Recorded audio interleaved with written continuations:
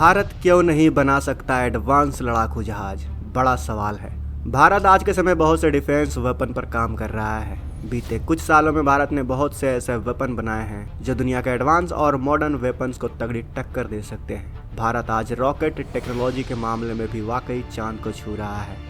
इतना विकसित हो चुका है भारत का डिफेंस टेक्नोलॉजी सेक्टर, मगर फिर भी आज तक भारत एडवांस लड़ाकू जहाज क्यों नहीं बना पाया?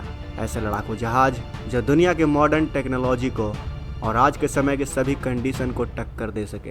क्या आपने कभी सोचा है कि जब भारत की टेक्नोलॉजी इतनी डेवलप हो चुकी है तो लड़ाकू जहाज बनाने में ऐसा क्या मुश्किल है कि भारत अभी भी पीछे है? जब भारत मंगल तक यान भेज सकता है, चांद तक पहुंच सकता है, अग्नि 5 मिसाइल बना सकता है, तो वह एक कैपेबल एडवांस लड़ाकू जहाज, एक फाइटर प्लेन क्यों नहीं बना पा रहा?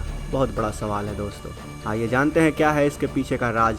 लेकिन वीडियो में आगे जाने से पहले इस वीडियो को लाइक और कमेंट बॉक्स में जय हिंद जरूर लिखें। दोस्तों, ये बात बिल्कुल सच है कि भारत रॉकेट, मिसाइल आदि बनाने में माहिर हो चुका है, और यह भी सच है कि रॉकेट इंजन और जेट इंजन सेम प्रिंसिपल पर ही काम करते हैं। मगर फिर भी जब भारत ने अपना खुद का फाइटर जेट बनाने का निर्णय लिया, तब किसी दूसरे देश का इंजन लेना मजबूरी बन गया, और आज भी भारत अपना खुद का फाइटर जेट इंजन बनाने में सफल नहीं हो पाया है। भारत के फाइटर जेट दुनिया के फाइटर जेट के सामने कुछ भी नहीं। दोस्तों, रॉकेट इंजन की तरह ही जेट इंजन भी इंटरनल प्रेशर डिफरेंशियल के जरिए थ्रस्ट जनरेट करता है। दोनों ही इंजन न्यूटन के थर्ड लॉ मोशन पर बेस्ड हैं, लेकिन फिर भी दोनों एक दूसरे से बेहद अलग हैं। और रॉकेट इंजन को स्पेस में संचालित करना होता है जहां ऑक्सीजन नहीं होती, इसीलिए इसके इंजन के पास अपने खुद का ऑक्सीजन सोर्स होना जरूरी होता है। जबकि जेट इंजन अपने फ्यूल को बर्न करने के लिए एटमॉस्फेरिक ऑक्सीजन का इस्तेमाल करते हैं, तो एक रॉकेट इंजन को किसी कंट्रोल्ड पावर की ज़रूरत नहीं होती।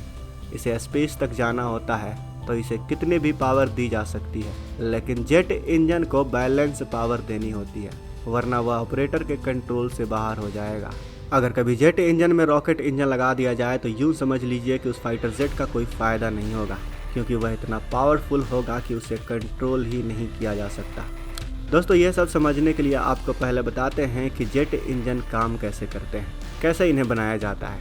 एग्जाम्पल के लिए टर्बो जेट इंजन को ही ले लेते हैं, जो एक एयर ब्रीदिंग इंजन है जिसे एयरक्राफ्ट में लगाया जाता है। उसे केवल फ्यूल कैरी करना है, क्योंकि उसे बर्न करने के लिए इंजन को एटमॉस्फेरिक ऑक्सीजन की ज़रूरत पड़ती है, वह इजीली पूरी हो जाती है। इस तरह के इंजन में एक इनटेक होता है जिससे हवा कंप्रेसर ब्लेड तक पहुंच पाती है। इसी हवा से इंजन थ्रस्ट पैदा करता है, इसलिए यह एयर इनटेक जो हवा को अंदर पहुंचा रहा है उसे अलग अलग तरीक़ों से बनाया जाता है ताकि बैलेंस्ड एयर ही कंप्रेसर तक पहुंच पाए। कंप्रेसर का काम है एयर को स्क्वायर करके छोटे स्पेस में रखना। इससे एयर का प्रेशर और टेम्परेचर दोनों ही बढ़ जाते हैं, क्योंकि एयर मॉलिक्यूल को कम स्पेस में स्विच करना एक तरह से फोर्सफुली एयर मॉलिक्यूल को एक साथ लाना है, जिससे हीट की फॉर्म एनर्जी रिलीज होती है और टेम्परेचर जो है वो बढ़ जाता है। कंप्रेसर में हर स्टेज पर एरिया कम होता जाता है और उसी के अकॉर्डिंग अलग अलग तरह के ब्लेड्स लगे होते हैं। एयर प्रेशर और टेम्परेचर हर स्टेज पर बढ़ते जाते हैं। ये कंप्रेस्ड एयर आगे कन्वर्जन तक जाती हैं, जहां एयर पास होने के लिए होल्स होते हैं और फ्यूल पास होने के लिए माइक्रो होल्स होते हैं। जब हाई प्रेशर और टेम्परेचर वाली एयर आगे जाती है और फ्यूल उसके ऊपर पड़ता है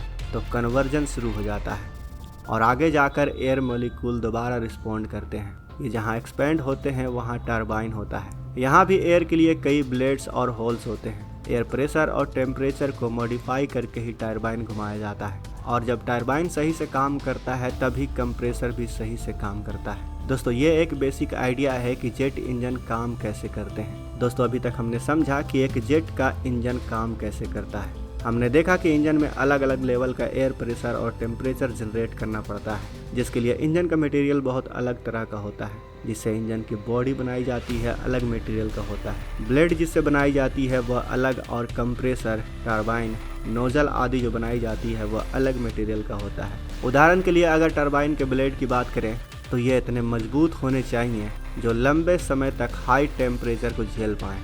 अगर इसमें आम लोहे का इस्तेमाल करेंगे तो इतनी हीट और टेम्परेचर के कारण लोहे की शेप बदल जाएगी, और लोहे के अलावा भी बहुत से मटेरियल चाहिए होते हैं जिन्हें प्रोड्यूस करना या अरेंज करना मुश्किल तो होता ही है, साथ ही बहुत महंगा भी होता है। इंजन को बनाने में जो मेटल चाहिए उनका कंस्ट्रक्शन प्रोसेस भी बहुत अलग होता है, और इन मेटल्स की कॉस्टिंग भी बहुत कम देश ही कर पाते हैं। दोस्तों, सिर्फ मेटल की कमी होना या फिर पैसे की कमी होना ही ये कारण नहीं है, और भी कई कारण हैं जिस वजह से भारत जेट इंजन नहीं बना पाता। एक कारण यह भी है कि जेट इंजन की टेक्नोलॉजी बहुत ही कॉम्प्लेक्स है। इसे डेवलप करने के लिए टाइम और एक्सपीरियंस दोनों की ज़रूरत होती है। इसे बनाने के लिए ऐसी वर्कफोर्स चाहिए जिसका इसी सेम फील्ड में 30 से 40 साल का एक्सपीरियंस हो, और पूरा एक्सपीरियंस और नॉलेज होने के बावजूद भी इसे डेवलप करने में कम से कम 15 से 25 साल लग ही जाते हैं। इसके लिए बहुत से developments plants, test facilities, skill, human resources और बहुत से अरेंजमेंट होने चाहिए, और इन सभी चीज़ों के इंतजाम और सारे फाइनेंशियल अरेंजमेंट पहले ही करने होंगे। ऐसे अरेंजमेंट जो 15 साल तक चल पाएँ। इसीलिए किसी एयरक्राफ्ट को बनाने के लिए उसका इंजन खरीदना उसे बनाने से ज़्यादा सस्ता पड़ जाता है। और ऐसा नहीं है कि भारत ने कभी कोई जेट इंजन बनाने की कोशिश नहीं की। फिलहाल DRDO का कावेरी इंजन प्रोग्राम भी प्रोसेस में है, जिसके तहत Bharat Kaveri derivative engine develop कर रहा है। यह 8000 से 10,000 किलो का थ्रस्ट वाला इंजन होगा, जिसकी टेक्नोलॉजी बहुत ज़्यादा कॉम्प्लेक्स है। कहा जा रहा है कि यह प्रोग्राम फेल हो चुका है, लेकिन असल में अभी इस प्रोजेक्ट को इतना टाइम नहीं हुआ है कि इसे फेल डिक्लेयर कर दिया जाए। भारत को 15 साल से भी ज़्यादा वक्त लगेगा इंजन को बनाने में, क्योंकि भारत के पास अभी रिसोर्सेज नहीं है, और समय समय पर फाइनेंशियल सपोर्ट मिलना और अच्छी स्किल्स और एक्सपीरियंस को मेंटेन करना बहुत बड़ा और मुश्किल काम है। भारत पहली बार ऐसी टेक्नोलॉजी पर काम कर रहा है।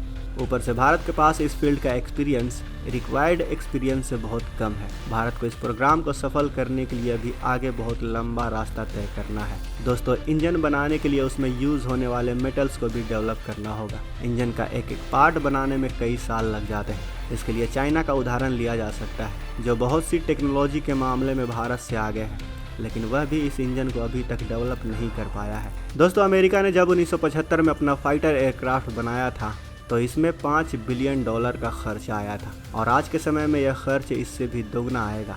ऊपर से भारत के पास टेस्ट फैसिलिटीज़ भी नहीं है। टेस्टिंग के लिए भारत को रसिया और जर्मनी जाना पड़ता है, जिसकी फंडिंग के लिए भी गवर्नमेंट पर ही डिपेंड रहना पड़ता है। यह फंडिंग प्रोसेस भी बहुत लंबी पड़ जाती है। भारत के पास अभी टेक्नोलॉजी की बहुत कमी है, जो समय के साथ पूरी हो ही जाएगी, लेकिन कितना समय लगेगा यह तो अभी वैज्ञानिक भी नहीं बता सकते। दोस्तों, यही कारण है कि जिसकी वजह से भारत अभी तक कोई जेट इंजन डेवलप नहीं कर पाया है।